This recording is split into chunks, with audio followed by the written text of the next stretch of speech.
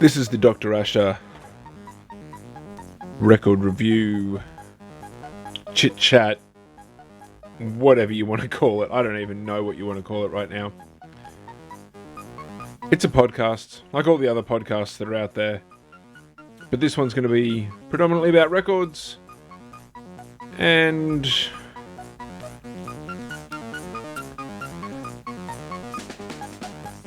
I don't know what we really mean when we say culture sometimes. But the kind of culture that I want to talk about on this podcast is going to be about records, it's going to be about coffee, it's going to be about art, it's going to be books, comic books, all the kind of hipster type of things that you would expect from someone who likes to play vinyl records. That is Popcorn off this wonderful record that I found many years ago.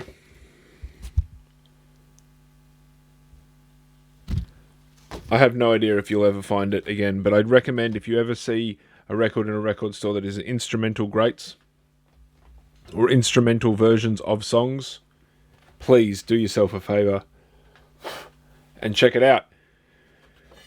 This is another cheap record.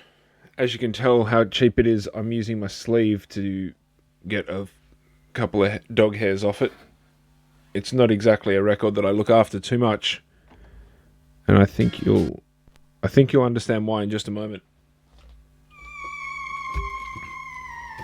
This is Moog Plays the Beatles.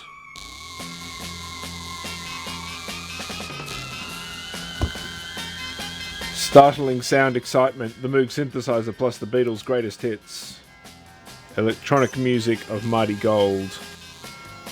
The thing that I'm finding difficult on this record is actually find a year. It's, I don't know what the best way to hold this whilst I'm trying to talk and look and stuff. It is an Australian pressing. And on the actual label here, arranged and produced by Mighty Gold, programmed by Walter Sear for Sear Electronic Music Productions, all songs composed by Lennon and McCartney.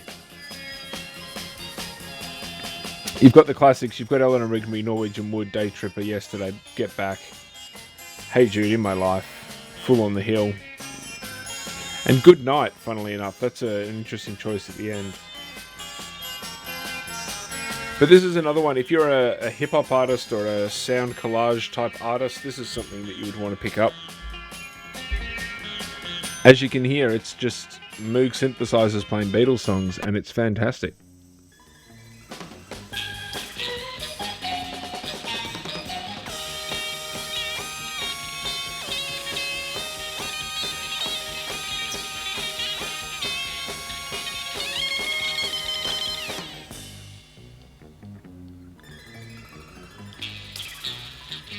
You can imagine this up loud late at night, getting very trippy.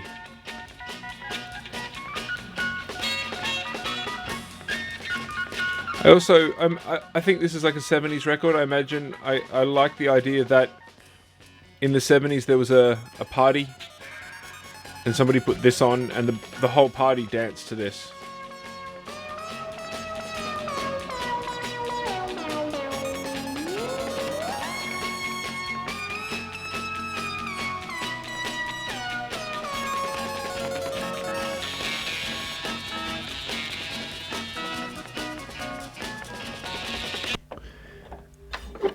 Something that I'm not sure gets done these days. Are there any electronic artists out there doing Taylor Swift greatest hits? That's what I'd like.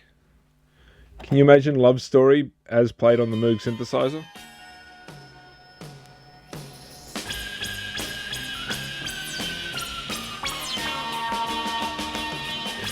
I just want to try something. I always find it, one of the joys of records is how much you can manipulate the record. You can touch the turntable and slow it down. You can hit the 45 and speed it up. And again, if you're thinking in terms of samples and stuff,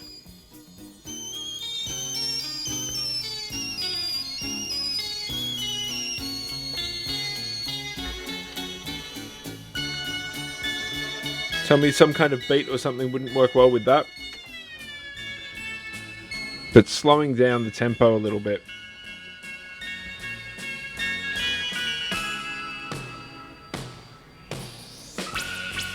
Usually resorts in, or not resorts, usually ends in some interesting sounds. Oh.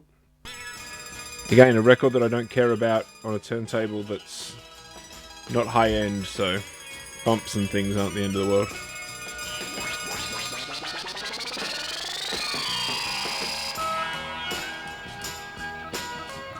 I love the fact that a guy got paid in, like, I'm assuming the 70s sometime, to make all these sounds on a Moog synth. That's awesome.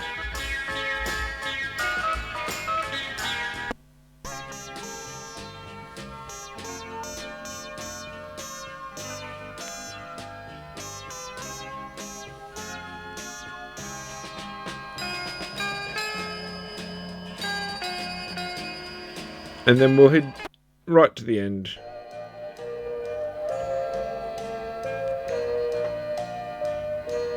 So this is Good Night, the final track from the White Album, sung by Ringo.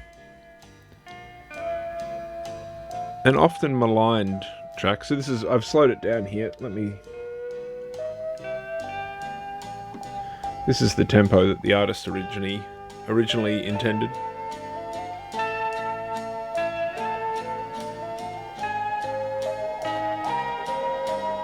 And it's very nice. It's obviously not an album for everyone. It's probably an audiophile, hipster, weirdo album. But I think Moog plays the Beatles. Oh, how about that? That's a cover if I've ever seen one. Moog plays the Beatles. Recommended. Dr. Asher.